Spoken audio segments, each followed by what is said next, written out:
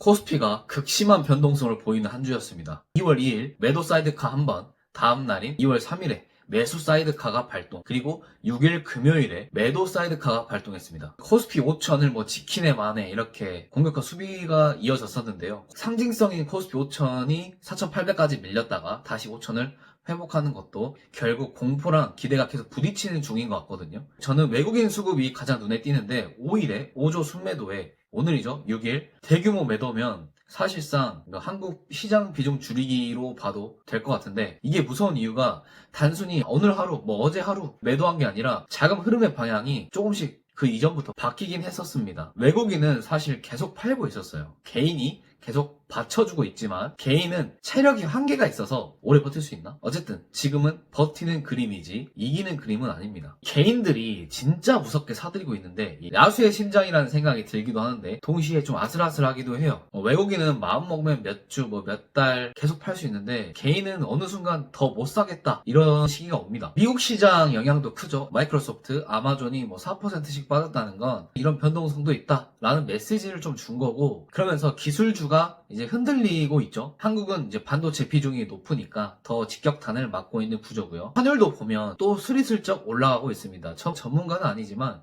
달러 투자를 그래도 나름 몇 년간 해본 사람으로서 차트가 좀 이상하긴 합니다. 이게 물론 달러 인덱스가 최근에 조금 떨어진 적은 있지만 너무 기계적으로 찍어 누르는 듯한 느낌을 받았어요. 여기 보시면 한 2번 정도 있죠. 결국에는 다시 1470원대로 왔는데 어쨌든 1500원 선은 어떻게든 정부가 막으려고 하겠죠. 이 사실 환율 상승은 외국인 입장에서 국내 주식을 팔 이유가 하나 더 생기는 겁니다. 달러가 비싸진다는 건 달러의 가치가 상대적으로 높아졌다고 볼 수 있으니까 외국인들 입장에서는 가치가 높은 달러로 바꾸고 싶겠죠. 주식이 떨어지는데 환율까지 오르면 이중으로 손해보는 그림이니까요. 저는 사실 국장이 미친 듯이 올라가는 걸 보면서 이거 진짜 정상이 아니구나 라고 생각하긴 했습니다. 어쨌든 단기적인 조정일지는 모르겠지만 조정이 왔습니다. 나스닥이 떨어지면 원래 코스피가 떨어지는 경향이 있는데 저번 주인가 나스닥이 한 이틀 차까지 떨어졌거든요. 근데 코스피는 그 와중에 더 오르는 거예요. 그래서 전 진짜 속으로 와 진짜 대한민국 장난 아니다 라고 생각을 하긴 했습니다. 저도 국장에 계속 투자를 해오는 입장에서 코스피가 이렇게 미친 듯이 오를 땐 당연히 저도 좋습니다. 돈을 버니까요. 근데 최근에는 광기에 가깝다 라는 느낌을 받았거든요. 일단 예탁금이 100조 넘은 것도 있겠지만 신용잔고 30조 돌파도 그렇고 활동계좌 1억 개가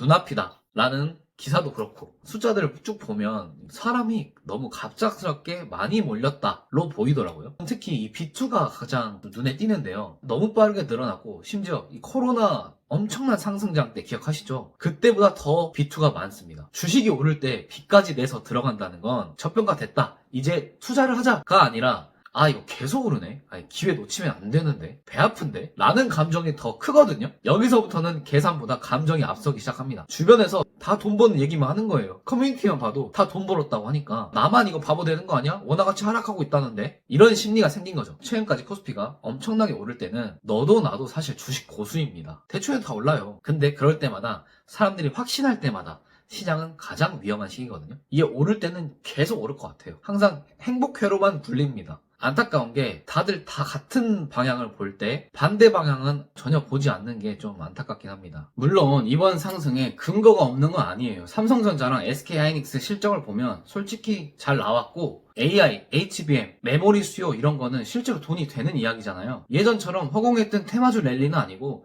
실적이 받쳐주는 상승이라는 점은 분명히 다르긴 해요. 근데 문제는 속도입니다. 좋은 회사의 주가가 오르는 건 좋은데 건강한데 너무 빨리 오르면 그 자체가 리스크가 될 수 있거든요. 너무 많은 사람들이 너무 빨리 뛰어들었어요. 걱정되는 건 개미 투자자들의 체력인데 여윳돈으로 사는 건 괜찮지만 빚까지 얹으면 정말 주가가 조금만 흔들려도 멘탈이 무너집니다. 시장이 한 10%만 조정 와도 저 반대 매매 이런 것 때문에 버티기 힘든 사람이 많아질 거예요. 일단 저는 지금 국내 주식, 미국 주식, 코인 그리고 부동산까지 저는 이렇게 전부 투자하고 있습니다. 자산을 한쪽에만 몰아두진 않고 여러 곳에 나눠서 분산해서 운용을 하고 있는데요. 다만 국내 주식은 작년 말부터 종목 추가는 거의 하지 않았고 꾸준히 그때부터 분할 매도를 진행해 왔습니다. 그리고 지난달에도 분할 매도를 조금씩 했고 2월 들어서도 조금씩 나누어 팔면서 수익을 실현하고 있었어요. 한 번에 정리를 하는 게 아니라 시장 흐름을 보면서 천천히 조금씩 매도를 하는 거죠. 국장을 판 돈으로 어디에 넣을까 생각 중이냐면 최근에 나스닥 뭔가 미국 주식이 좀 조정을 받고 있더라고요. 그래서 저는 이 미국 주식 시장으로 제 시선이 향해 있습니다. 달러를 조금씩 사 모으면서 미국 주식도 분할 매수로 떨어져 있는 우량주들에 들어갈 생각입니다. 요즘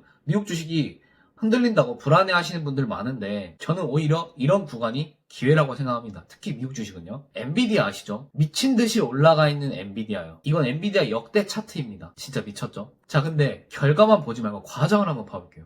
수많은 단기 하락이 있었지만 2022년만 봐볼게요. 엔비디아가 미친 듯이 오르다가 2021년 말부터 급격히 하락이 시작됩니다. 1년 만에 주가가 2년 전으로 회귀했습니다. 그리고 자그마치 그 1년 동안 계속 떨어지기만 해요. 이때 엔비디아가 망했다, 뭐 거품이다 이런 기사들이 쏟아져 나왔겠죠? 안 봐도 비디오입니다. 근데 이런 변동성을 견디는 사람들은 어떻게 됐을까요? 지금 엄청난 상승을 맛봤습니다. 제가 드리고 싶은 말씀은 이 시장이 조정을 받을 때마다 겁먹고 도망치지 마세요. 여유 자금으로 나눠서 담아가세요. 이게 진짜 현실적인 전략이라고 생각합니다. 물론 미국 주식을 말씀드리는 거고 무작정 들어가는 게 아니라 떨어질 때마다 나눠서 들어가야 합니다. 비트코인도 요즘 마찬가지입니다. 최근에 굉장히 많이 빠졌죠. 극심한 변동성을 보여주고 있는데 나락이라고 표현이 될 정도로 급락을 겪었습니다. 근데 저는 이런 구간에서 완전히 외면하기보다는 분할 매수로 조금씩 접근하고 있습니다. 한 번에 큰 돈을 넣는 게 아니라 가격이 내려올 때마다 조금씩 모으고 또 조금씩 팔고 이런 식으로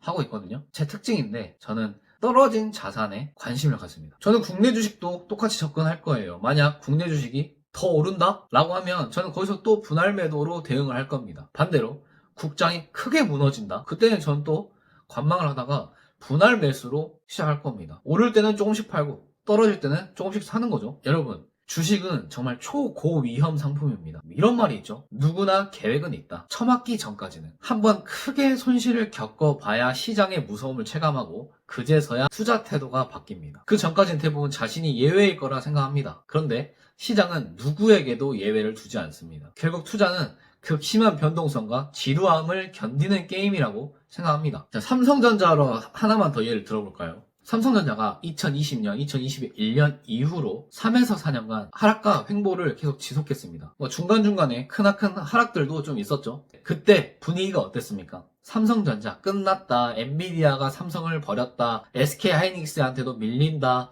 이런 말이 넘쳐났습니다. 그 3에서 4년 동안 버티면서 주식을 모은 사람들은 지금 상당한 수익을 거뒀을 확률이 크죠. 근데 또 하나 문제가 있는 게 매수보다 매도가 더 어렵다는 겁니다. 몰입을 한번 해보세요. 여러분이 이 삼성전자를 3에서 4년간 계속 꾸준히 모으기만 하고 기다렸다고 생각해보세요. 정말 3에서 4년 동안 고통스러웠는데 주가가 조금만 오르면 대부분이 못 참고 팔아버리죠. 5만원대에서 횡보하던 그 5만전자가 6에서 7만원대 올라갔을 때 또 팔아버리고 정말 잘해야 8에서 9만원대 가서 다 정리했을 겁니다. 사람 마음이 그렇습니다. 저도 똑같아요.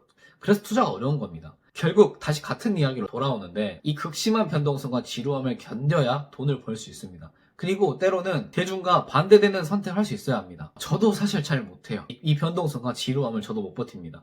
그렇기 때문에 저는 스플릿 전략, 분할 매수, 분할 매도를 하고 있는 겁니다. 전 이게 가장 쉽고 가장 현실적인 전략이라고 생각합니다. 적립식 투자요? 맞습니다. 이론적으로는 진짜 완벽에 가까워요. 교과서적인 정답 맞습니다. 그런데 막상 적립식 투자를 해보면 멘탈이 정말 강하지 않으면, 멘탈이 정말 남다르지 않으면 이 적립식 투자조차 어렵습니다. 시장이 계속 빠질 때 사는 게 쉽지 않거든요. 시장이 계속 오를 때 팔지 않는 게 쉽지 않거든요. 그래서 저는 드리고 싶은 말씀이 그냥 사기만 하지 말고 팔기도 하세요. 많은 분들이 매수는 열심히 하는데 매도를 잘 못합니다. 그런데 좀 팔 줄도 알아야, 그리고 소액이라도 수익이 좀 있어야, 자금이 돌고 그래야 투자를 오래 할 수 있거든요. 투자는 단거리 100m 달리기가 아니라 장거리 마라톤입니다. 오래 시장에 남아있는 사람이 결국 수익을 가져가는 거고, 그리고 오래 살아남기 위해서는 잘 사는 것만큼 잘 파는 연습도 필요하다고 저는 생각합니다. 이번 영상은 여기까지고요. 다음 영상에서 또 더 유익한 영상으로 돌아오겠습니다. 감사합니다.